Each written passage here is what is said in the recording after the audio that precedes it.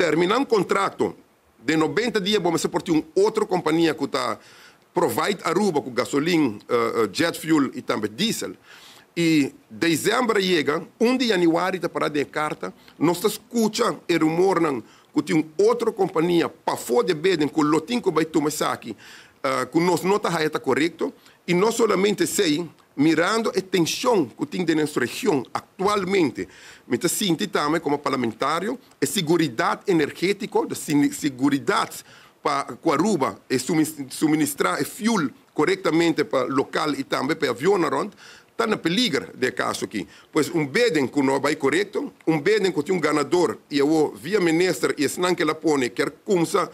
outro RFP paralelo que já acaba de ganador, é risco que saque por trece para o país Aruba. Pois se você tem ganador oficial e se está verdade, o qual que nós há no documento, como que wake up e vai começar para dar amigo, e nós compreendemos o número novo, bem dilanti, que também será com Hoover e Dowers de caso aqui, vai correr risco também como país de high claim grande. Pois como parlamentário, nós fazemos nosso trabalho de 13 aqui dilanti, 13 nossa preocupação dilanti, manda 32 perguntas para Dowers semana passada, está em espera de contestar,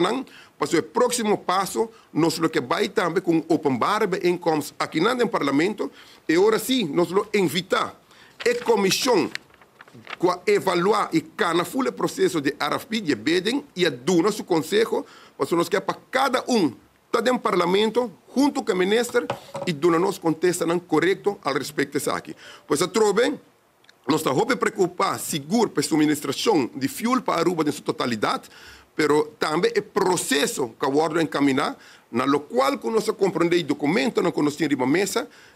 está mostrando-nos em direção de escândalo. E nós estamos querendo espera de contesta de Dowers e nós estamos preparando para chamar Dowers também no Parlamento, para clarificar tudo o qual nós escuta até agora.